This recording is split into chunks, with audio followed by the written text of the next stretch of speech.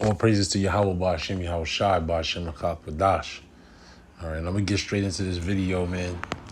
This video was inspired by a video Apostle Tahar did, right, in regards to, it says, a deeper dive into the secular history of prophecy, which he goes into. He speaks about the King Nebuchadnezzar and how they were actually Assyrians and they weren't Babylonians. Excuse me, I got a sore throat, so bear with me.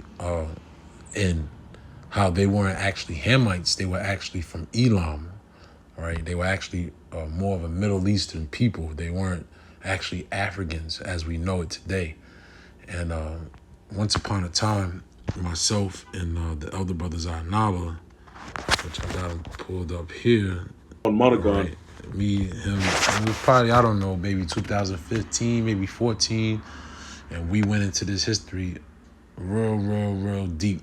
You know, myself, this brother, you know, we're into the history, man. I'm into the history, man. I love the history, going into the history. Any brothers do videos on the history, you know, I'm all for it, man, you know, through the spirit, man. That's what Apostle Paul was saying, man, because it really brings the scriptures to life, all right? And we went into that history so much, on what you're about to go into a tad bit, that we actually was questioning a few things, and we asked Apostle Gabar on, you know, a couple questions on it. He basically was like, well, I'm waiting for y'all to do a video on it, kind of like, you know, basically saying like, y'all got all the information on it, y'all got all that, y'all might as well do a video on it, like, pretty much. And we, you know, dug it all up, but we were unsure at the time. We were unsure about particular things, so later on I did a video on it, but that's neither here nor there. Nonetheless, today we're going to go into show that the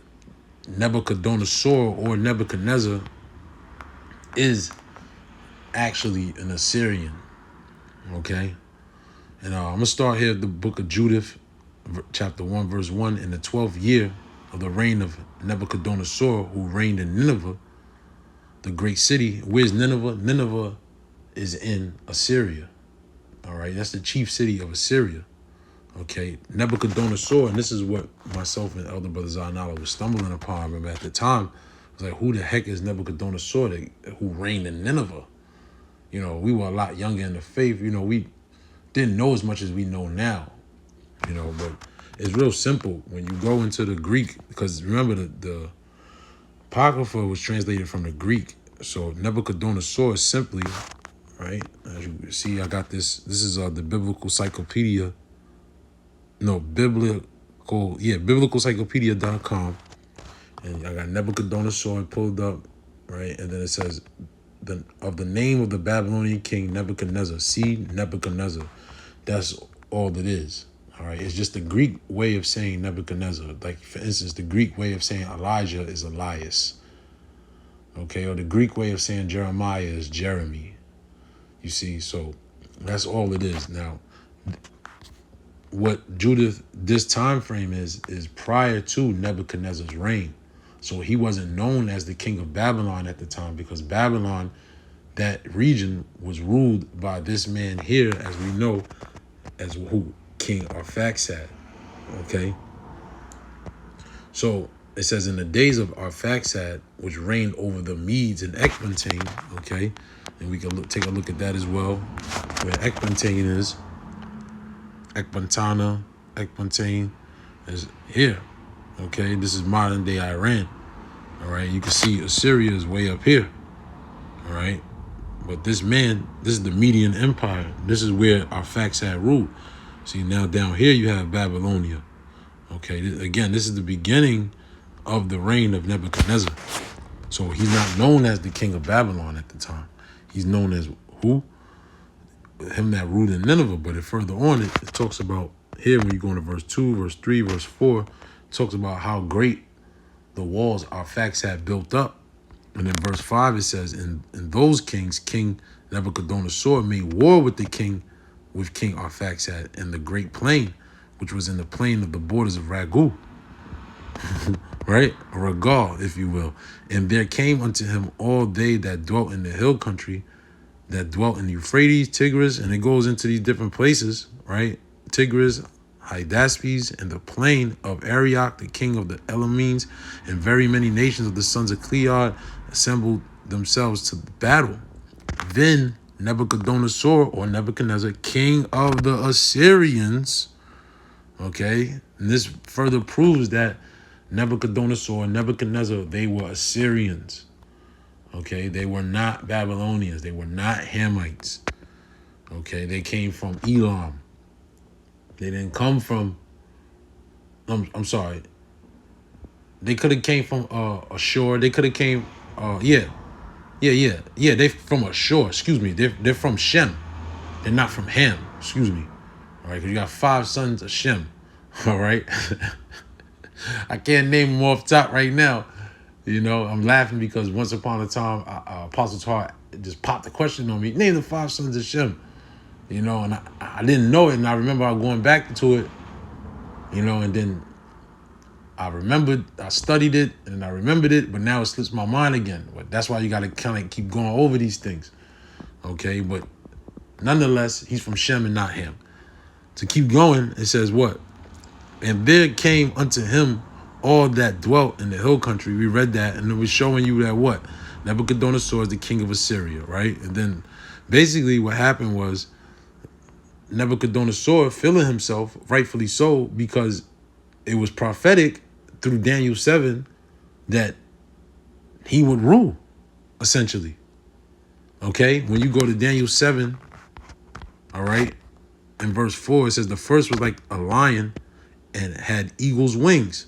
I beheld till the wings thereof were plucked. Those wings represent the Assyrian Empire, all right, which the Assyrians, as we're reading, okay, we're going to go further in Judith, it shows how the Babylonian Empire was established by overthrowing who? The Medes, all right, the Medians, all right, the Midianites, okay, if I'm saying it right. Let me make sure. No, excuse me, the Medes, I was right, okay, by them overthrowing the Medes at the time, okay. So it says here, and those among the nations that were of Carmel, and this proves it too. And matter of fact, myself and the other brothers on Nala, we used to go back and forth with this guy on YouTube. His name was the Lover of History, and he used to bring out all kind of artifacts and different secular history, and he spoke about the different wars of the Syrians, the different war of the Medes, the different wars of the Assyrians. All right, because there's a difference between Syria and Assyria. Okay, he spoke about all the different wars. He would bring it to light, and then he would make reference to Bible. And I never forget, I asked him, I said, you know these people in the Bible with dark-skinned people? He said, look, this is his exact words. He said, look, I don't debate color, but I know for a fact that the Bible is historically accurate, and it matches up with all the other secular history, he said in so many words. I remember him saying that. I remember Zahnala, my witness. We used to go back and forth with that dude, man. And I never forget him saying that, man. You know? Nonetheless, because, as a matter of fact, I remember I said, I asked him, I said, where do you get your information from? He said, from Cambridge. Because he was from like London or something. He was from somewhere over there across the pond. All right. He had all kind of books and, you know, historical artifacts that lined up with the Bible. He said that you cannot deny the history of the Bible, period. Okay. Furthermore, you know, this king, Nabuchodonosor or Nebuchadnezzar, during his rule while he was an Assyrian king, he made threats to all these different countries that were round about.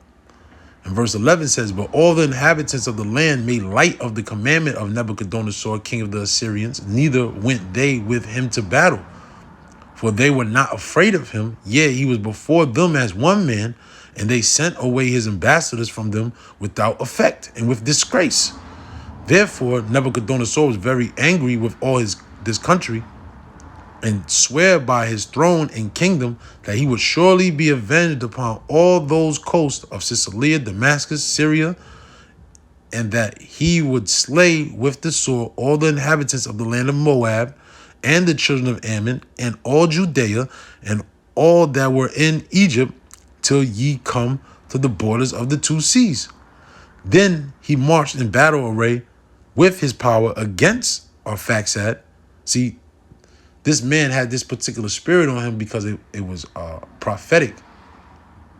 All right, Nebuchadnezzar or Nebuchadnezzar it was prophesied that he would rule according to Daniel, man. Okay. Then he marched in battle array, right, with his power against King Arphaxad in the 17th year and prevailed in his battle for the overthrow of all the power of Arphaxad and all his horsemen and all his chariots, and became lord of his cities and came unto Ecbatane and took the towers and spoiled the streets thereof and turned the beauty thereof into shame. He took also Arphaxad in the mountains of Ragal and smote him through with his darts and destroyed him utterly that day. So he returned afterward to Nineveh, both he and all his company of sundry nations, being a very great multitude. So this is how Nebuchadnezzar comes into power. Him being sitting in a seat in Assyria and then overthrowing the Medes and taking over the empire in which King Arphaxad had ruled. And there he took his ease and banqueted both he and his army in 120 days. Right, 120 days is 6 months. No, 4 months. Yep, for 4 months, man. All right. This is Judah chapter 2, verse 1. In the 18th year, the 22nd day of the first month, there was talk in the house of Nabuchodonosor, king of the Assyrians, that he should, as he said, avenge himself on all the earth. And that's why when you fast forward, you go into Jeremiah chapter 4, which I got it pulled up. This was the threat. See, during this time, Israel was being wicked. All the kings and, they were setting up idols and, Israel was completely wicked. In the meantime, these things were happening. Okay? This is the book of Jeremiah chapter 4. All right? In verse 7. It says, the lion is come up from his thicket, and the destroyer of the Gentiles is on his way. He's gone forth from his place, Assyria, to make the land desolate, and the city shall be laid waste without inhabitant. Right? So this is talking about Nebuchadnezzar, man. Okay? He's that lion that came out of the thicket because the wings came off where he was just the king of Assyria to where now he's the king of Babylon. All right? He was the king of that whole region, and he was making his way down towards Israel. Okay? So it's showing you that Judith in the history is before. Yeah, because Judith, you got to think about it. Judith is a Simeonite, right? Remember, the northern tribe was taken out of the land during the time of the Assyrian captivity. The Assyrians are the ones that took the northern tribe into captivity. And then later on, as Nebuchadnezzar's reign flourished more, then he overthrew Judea. Then he overthrew Judah. You see? All right?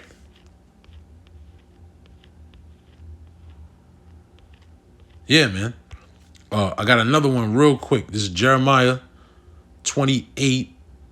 All right? Because this was the back and forth that Hananiah and Jeremiah had. All right? It was all about whether or not this king that has grown this vast empire will come through and destroy Judah. Okay? This is Jeremiah 28. And I'm going to start at verse 1. And it came to pass the same year in the beginning of the reign of Zedekiah, king of Judah, in the 4th year, and in the 5th month, that Hananiah, the son of Azor, the prophet, which was Gibeon, spake unto me in the house of the Lord in the presence of the priests and all the people, saying, thus speaketh Yahweh of hosts, the God of Israel, saying, I have broken the yoke of the king of Babylon.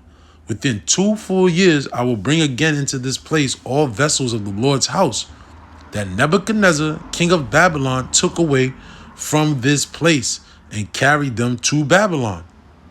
And I will bring again to this place Jeconiah, the son of Jehoiakim, king of Judah, with all the captives of Judah that went into Babylon, saith the Lord, for I will break the yoke of the king of Babylon. Okay? So, basically, Hananiah was basically saying, like, look, I'm basically going to recover all our goods from the king of Babylon, which in this case, he already had overthrown the place. Okay? He already had overthrown Judah. All right? But Jeremiah was like, nah, basically, this man ain't done. Nebuchadnezzar's not done. All right?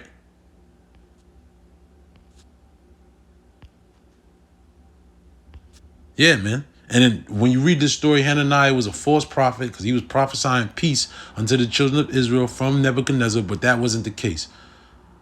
All right? Jeremiah was basically telling the truth about the matter. But that's pretty much it on that, man. I'm going to close on that. Lord's will, this was edifying, and you learned something. Call Lord Yahweh Bashim Yahushai, Bashim Rakak Wadash. Shalom.